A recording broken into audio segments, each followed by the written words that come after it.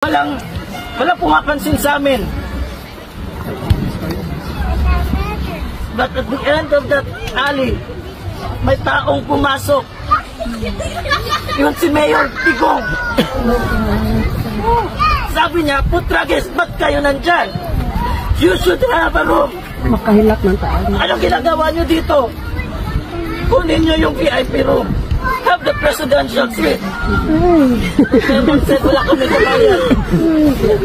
Putang ina, ako ang magbabayad. Pulis ko ang pinatay. Ako lang bahala sa inyo from now on. Happy araw ng Davao, gihapon sa ating lahat. I am Carlo. Ako po si Carlo.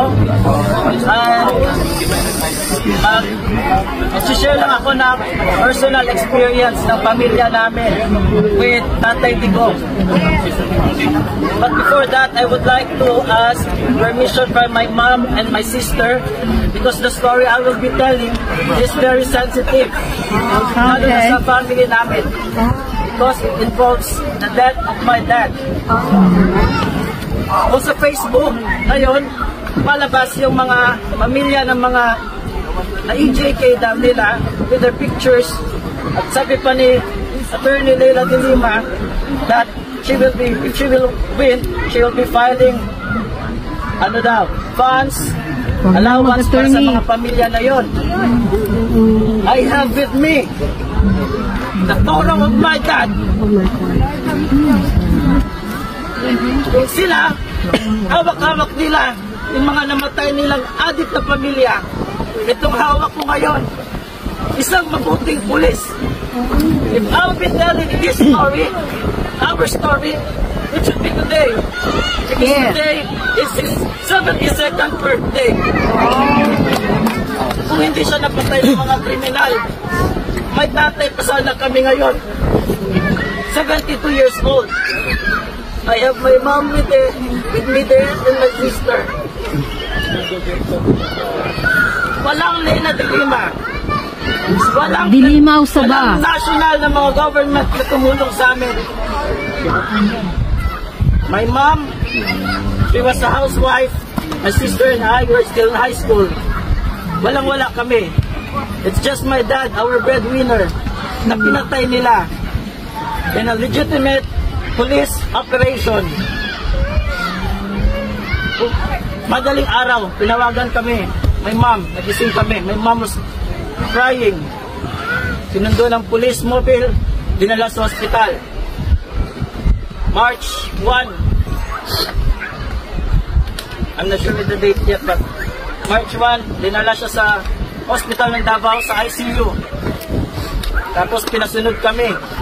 We don't have a room there. Nasa ali lang kami, umiiyak. Nakaupo doon. Walang pumapansin sa amin.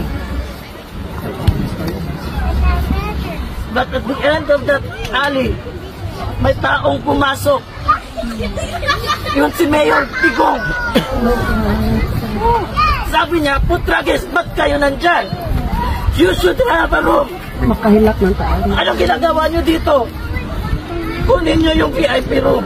Have the presidential suite. Said, wala kami kabayan. Putang ina, ako ang magbabayad. Pulis ko ang pinatay. Ako lang bahala sa inyo from now on.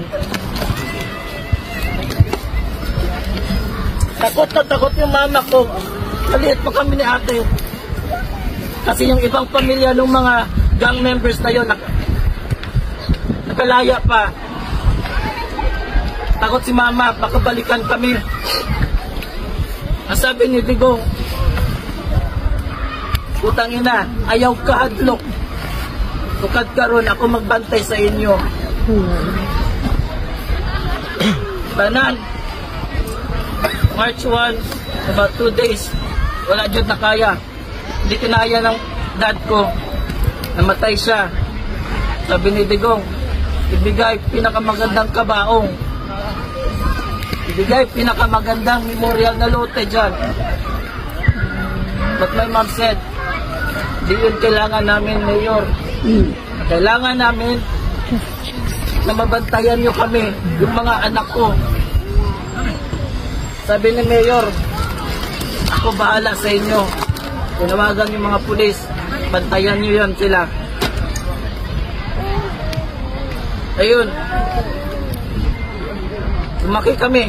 Yun yung pinanghahawakan namin na secured kami. Sumakay kami ng tricycle, jeep. Yun lang lagi pinapangahawakan namin.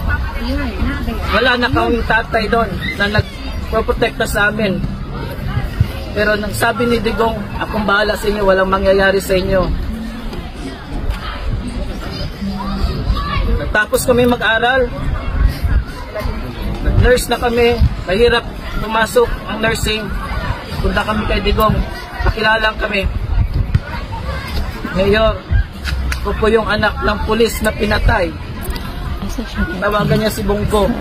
Tulungan tong batang to. Hanapan ng trabaho. Inasal yung ate ko. Kasi idol namin talaga si Mayor.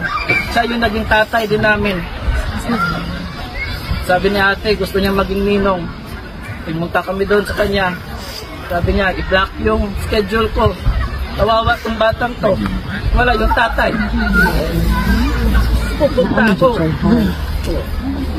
Yun sabi niya. Hindi kami iniwan. Tawag niya sa mama ko, byuda. Bongko at imananing byuda diri. I have my poster there. That was 2016. Nagkampanya kami kay Digong. Pero alam namin, if he will be in the national, mawawalan kami ng contact sa kanya. Hindi na kami mapapansin.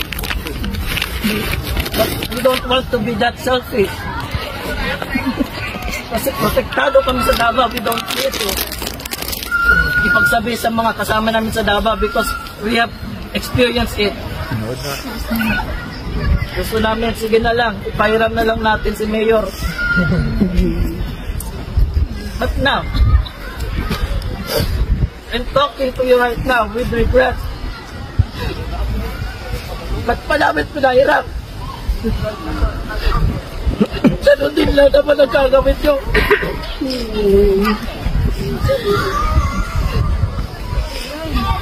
Wala na kami ng tatay, namalot pa kami ng presidente. Ito, idol na idol. Ito. Since it's his birthday, a little bit of background, that night, pinigilan siya ni Mama. Huwag ka nang pumunta. Operation yon, yung curfew ng mga bata, mga gang. Sabi niya, this is the first night ako naglilid. Gusto ko magpabida kay Mayor. Kasi idol niya yon. So, ko lang sabihin sa inyo lahat. Ganon, magmahal. Yung matandang yan sa mga pulis. Ganon, magmahal yung matandang yan sa pamilya ng mga pulis.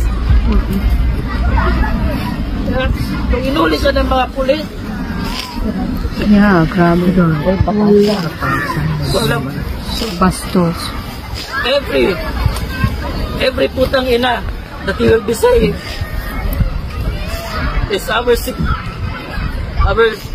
security. Alam namin sa Davao yan. Pag sinabi niyang putang ina, it's either that's the expression of extreme gladness or extreme anger. Nakita ko kanina kagabi sa post. I'm a nurse as well in a public hospital in Davao. Takot yung mga kriminal pagpasok na sa hospital, yung mga bata natakot, tatakbo sa kanya, magpapakarga yung Lolo Digong daw nila. Hahalikan niya yung mga batang may cancer. Sa hope na. Kakantahan niya ng mga kanta.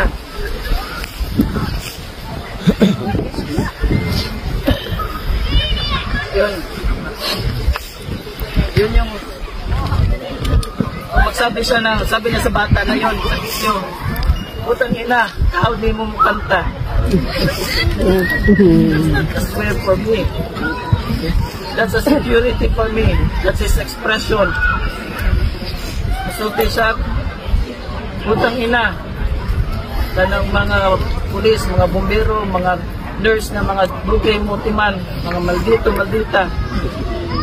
Kung naisulti sa TV, kunya mahadlok na sila, magsunutan na sila. Ana ang among gusto sa iya.